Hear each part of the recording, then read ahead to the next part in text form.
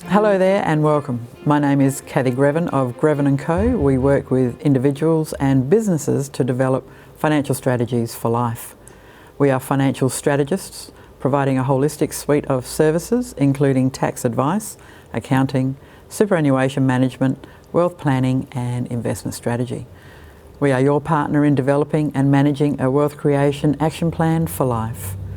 We have put together a series of interview videos that impact the way we connect and do business through COVID-19 and beyond. As now more than ever, it is a time when we need to support each other.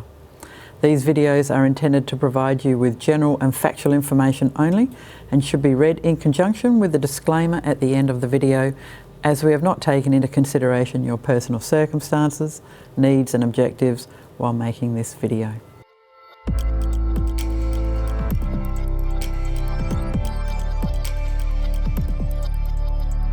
Hello there and welcome. I have Hilary Cook from Mindful Progress with me today. Welcome, Hilary. Thank you very much.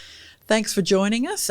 Today I wanted to talk about some serious mental health issues. But before I do, Hilary, you've started out life as a teacher and ended up being a life coach. And I wanted to know from you, what is it about life coaching that you're so passionate about, and why do you think, or people should engage? Well, I guess there's a step in between that I started on, and that was counselling. So after I did a lot of teaching, I decided I'd like to become a counsellor as well. So I had counselling tools, but I felt there was something missing. So I went and found out about life coaching. Okay. And I loved the approach that you're very much solution driven rather than problem solving.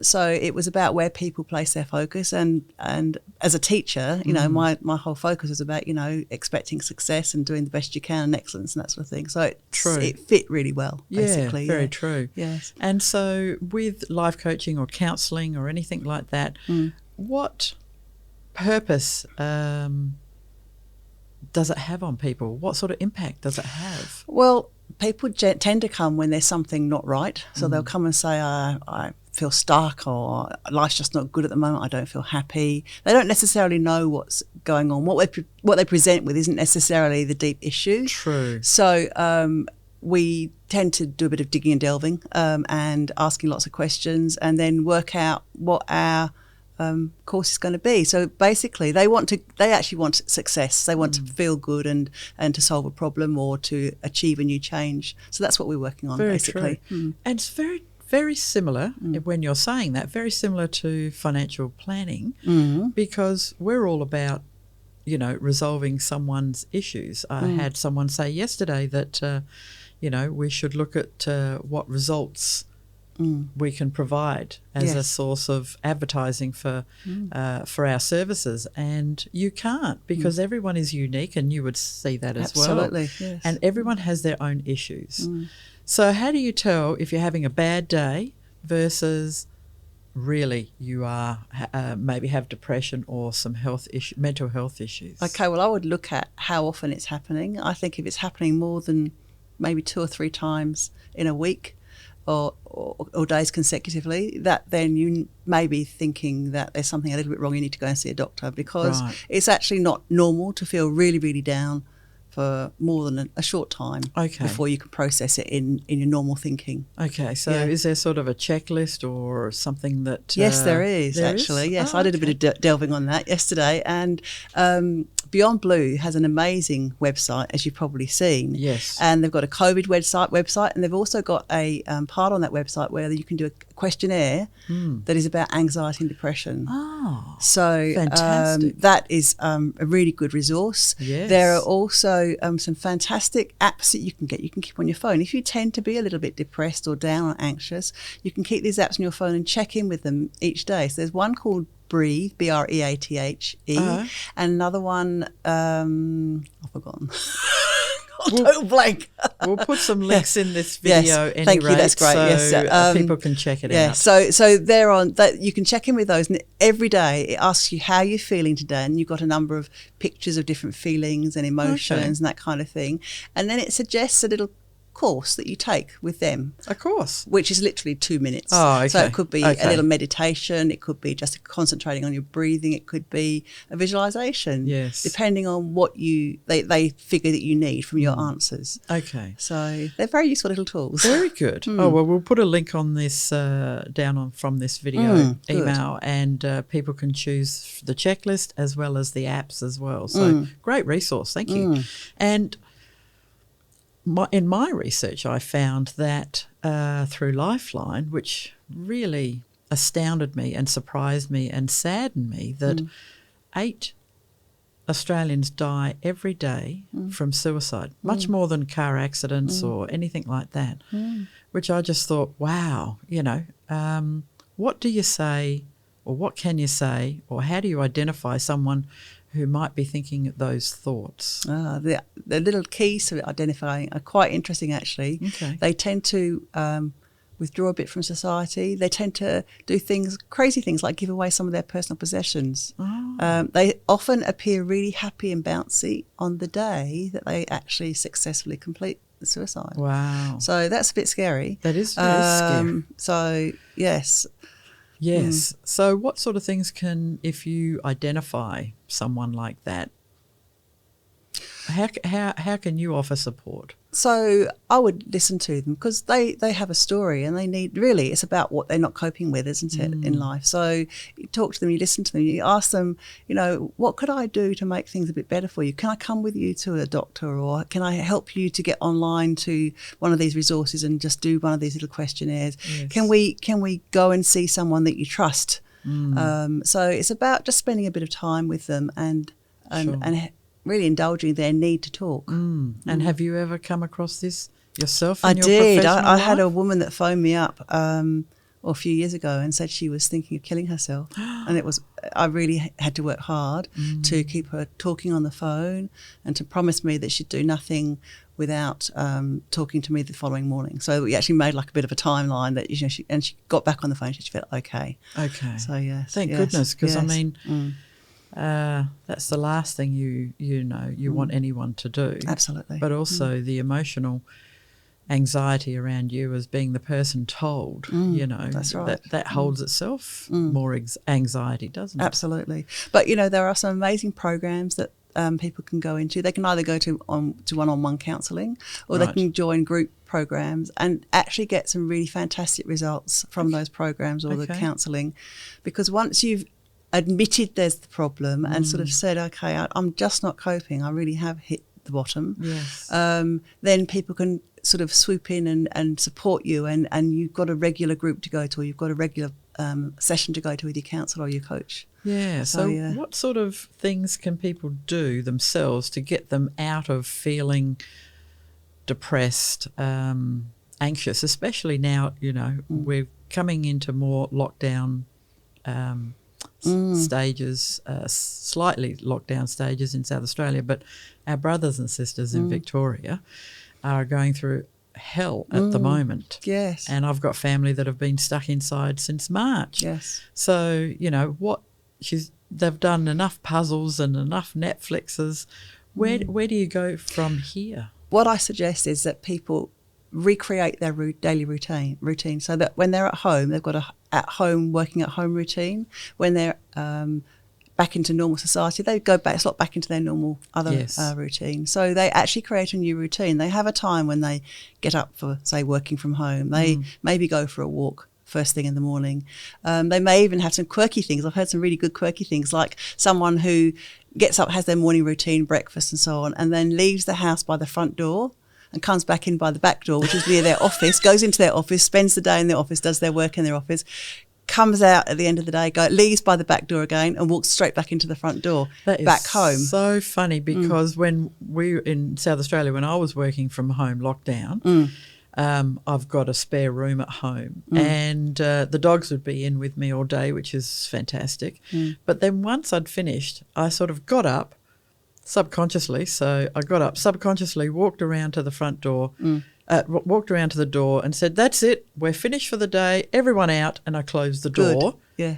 And went off and did whatever I did, and it just felt good to do something like that. So that's what you're saying? Yeah, absolutely. Yeah. Oh, wow. Wow. Yeah. That's Well, I did it subconsciously without even knowing. Yeah. Any other points that you can think about that people or stories that people may have overcome? I know people that have actually lost weight during the COVID thing.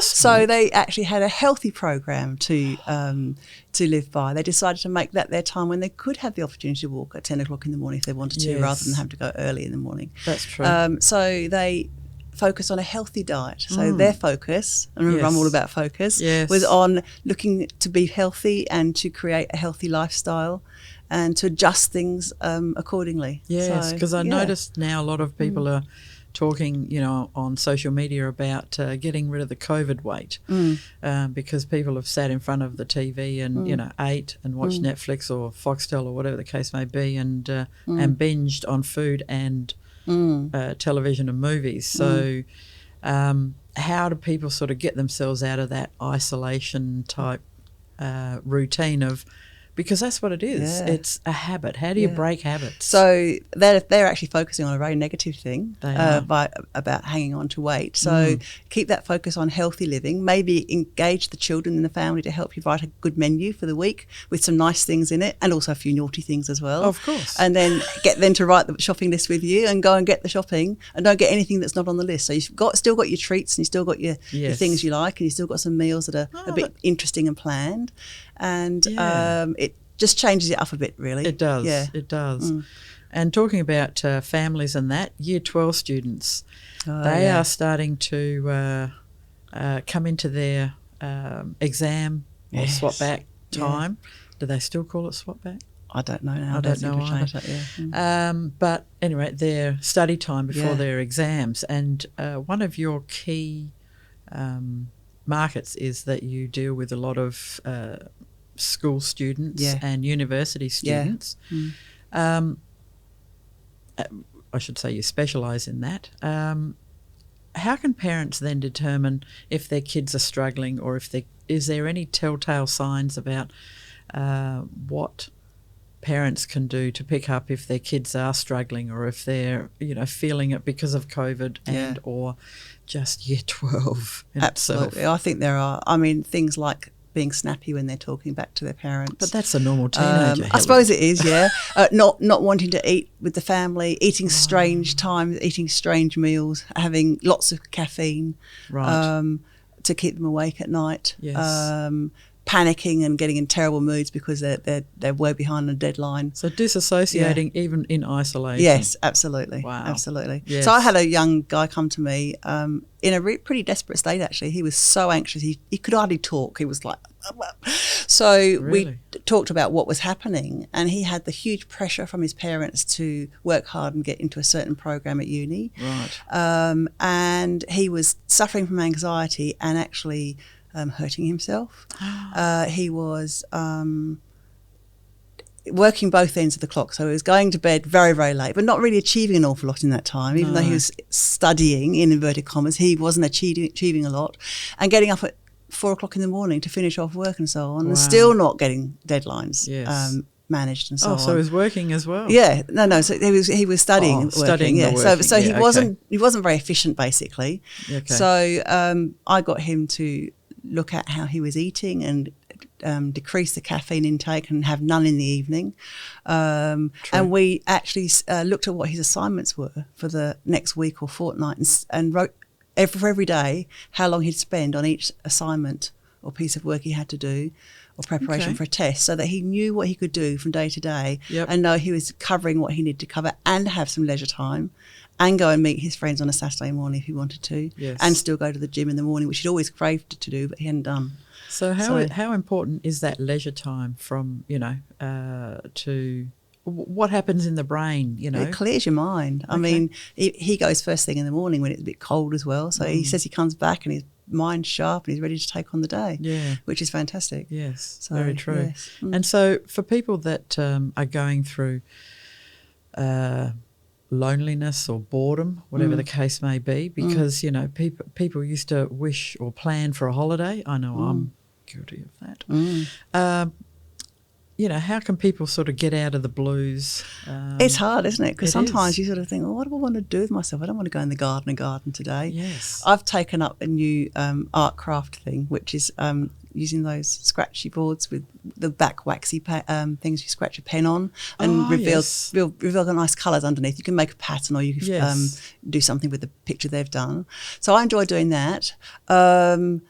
You could take up a new hobby. Yes, you can go back to the jigsaws, but my jigsaw's sat there since March, so I don't think that's going to happen for me. Yes, you're either a lover or a hater of jigsaws. That's right, absolutely. So I think it's about being mindful of TV time and screen time as well, and sort of saying that enough, got to turn it off now, or not binging on Netflix, just one of the series or two of the series, and that's it. And so Limit yourself. Yeah, that's right. And keep your regular meal time. So have your routine. Keep your routine in place. Yes. So that you're doing the right thing by yourself, health-wise, basically. Yeah, fair enough. Well, they're very good tips. Thank you. Thank you.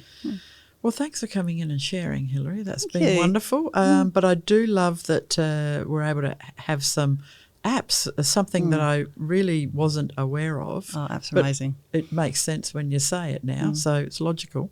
And also some checklists, which I think, if people can check in and if they sort of see other family and friends that aren't actually